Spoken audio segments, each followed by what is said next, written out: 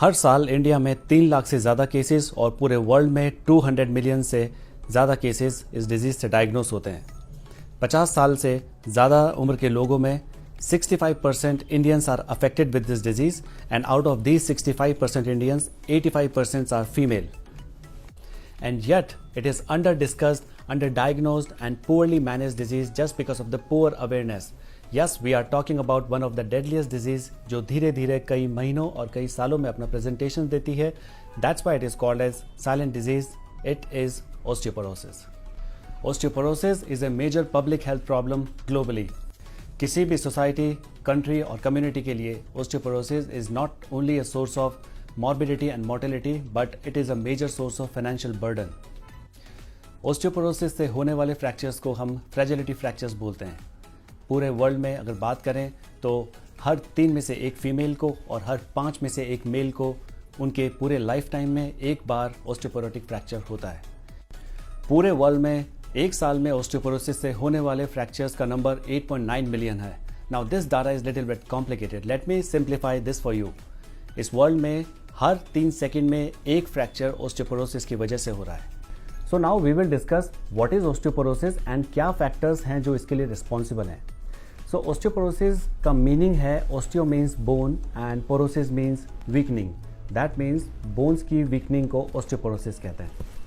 Now bones के अंदर micro architecture होता है जिसके डेटेरिएट होने से, जिसके खराब होने की वजह से बोन की डेंसिटी, जिसको हम बोन मिनरल डेंसिटी कहते हैं BMD, वो रिड्यूस हो जाती है, वो कम हो जाती है.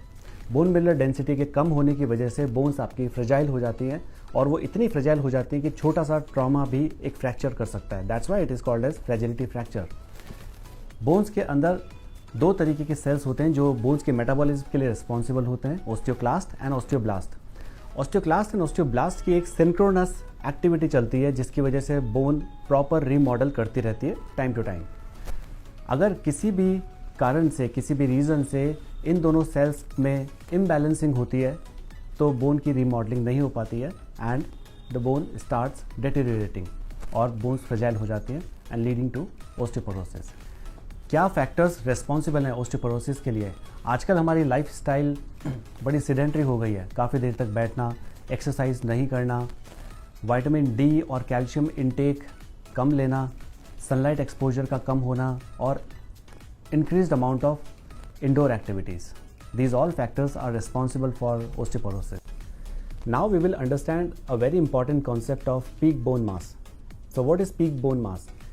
कोई भी इंडिविजुअल अपनी 18 से 30 साल की एज में जो बोन मिनरल डेंसिटी अचीव करता है, that is the maximum bone mineral density जो कोई भी इंडिविजुअल अपनी लाइफ में अचीव करता है. That is called as peak bone mass. After 18 to 30 years, this peak bone mass is constant for few years and then it decreases. So let's say, take an example of a menopause woman.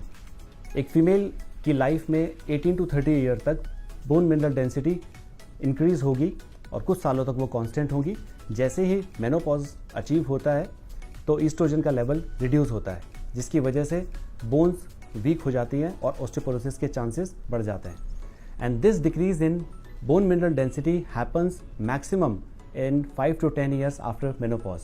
Osteoporosis कितने type का होता है? Osteoporosis is of 2 types. First is postmenopausal osteoporosis, जहाँ पर females में menopause के बाद में ईस्ट्रोजन हार्मोन कम होने की वजह से फ्रेजिलिटी इंक्रीज हो जाती है and it leads to osteoporosis. So this is postmenopausal osteoporosis. जो दूसरे तरीके का ओस्टियोपोरोसिस है that is senile. That happens with age. So with the age, जैसा कि मैंने आपको बताया, osteoclast and osteoblast, these 2 cells are responsible for bone metabolism. और दूसरे तरीके का osteoporosis होता है senile osteoporosis, which happens with age. So with age what happens? Osteoclast जो एक सेल है वो अपना नॉर्मली अपना काम करते रहते हैं, osteoblast की एक्टिविटी रिड्यूस हो जाती है. जैसे ही इन दोनों सेल्स की इम्बैलेंसिंग होती है एक्टिविटी में, it leads to increase fragility and it leads to osteoporosis. तो क्या ऐसे फैक्टर्स हैं जिसकी वजह से आपकी ओस्टियोपोरोसिस होने की रिस्क बढ़ सकती है? Increasing age more than 70 years, female gender, any female who has attend her menopause early less than 45 years पे, low body weight, any history of prior trauma, immobility और low physical activity, smoking, alcohol और carbonated drinks, vitamin D and less calcium intake, कुछ medications ऐसी हैं जिसकी वजह से osteoporosis की रिस्क बढ़ती है, जैसे कि anti seizure medicine phenytoin, L thyroxine, heparin, pantoprazole, and there is one important medication which I would like to mention is corticosteroid.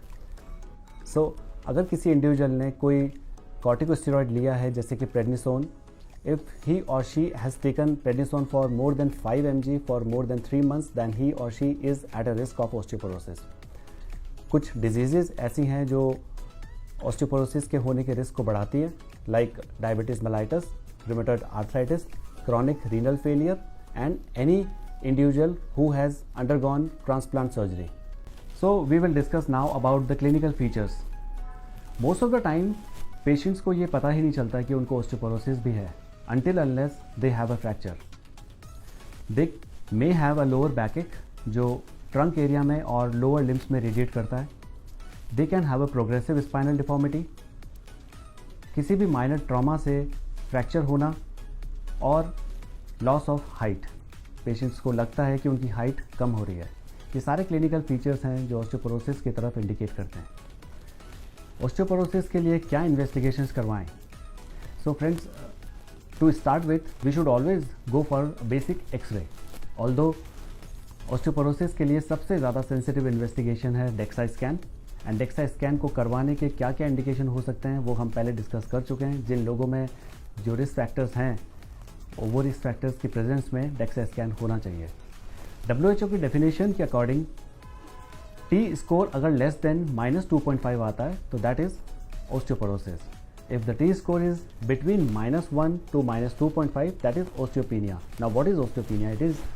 It is also a weakening of bone, and it is one stage below osteoporosis.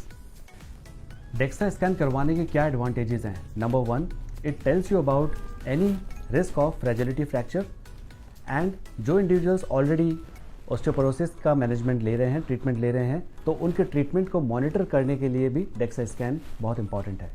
So now कुछ ऐसे investigations हैं जो हमको treatment start करने से पहले ज़रूर करवाने चाहिए. They are CBC, total serum calcium, inorganic serum phosphate, ALP, serum creatinine, vitamin D, PTH and TSH. Before heading towards the treatment part, it is very important to discuss that why to take the treatment. Well, अगर osteoporosis का treatment सही time पे लिया जाए तो it can prevent the vertebral fracture by 40 to 70%. And all other fractures apart from vertebra by 12 to 36%. So now we will discuss about the treatment of osteoporosis. The first and foremost treatment part of osteoporosis is vitamin D and calcium intake. ICMR की guidelines के according daily dietary intake plus supplementary intake of calcium should be 1000 mg. ये इससे ज़्यादा नहीं होना चाहिए, और काफ़ी बार ये देखा गया है कि लोग बिना किसी रिक्वायरमेंट के कैल्शियम लेते हैं, which is not good at all. So friends, be very very careful about not taking calcium too much. Vitamin D का target level should be 30 to 40 nanogram per ml. That means कि हमारी body में 30 to 40 nanogram per ml at least इतना हमको maintain करना चाहिए, जिसके लिए 1000 to 2000 international units per day का इंटेक सफिशिएंट है. Another part of treatment of osteoporosis is bisphosphonates, then recombinant parathyroid जिसके इंजेक्शंस आते हैं सबक्यूटेनियस, डेनोसुमैब जो कि एक मोनोक्लोनल एंटीबॉडी है. Another drugs are calcitonin, and post menopausal females में हम hormone replacement therapy that is HRT and SERM जो कि selective oestrogen receptor modulator drugs होती है. अभी तक हमने ये डिस्कस किया कि फार्माकोलॉजिकल ट्रीटमेंट क्या होता है जो कि हम आपको दे सकते हैं. अब हम बात करते हैं non pharmacological treatment, that is जो आप अपने लिए और अपने परिवार में जो एल्डर ग्रुप के लोग हैं उनके लिए आप कर सकते हैं. So first of all, stopping alcohol and smoking. Secondly, weight bearing exercise जो कि हमें डेली करनी चाहिए, and balance training exercises should be in our everyday exercise regime.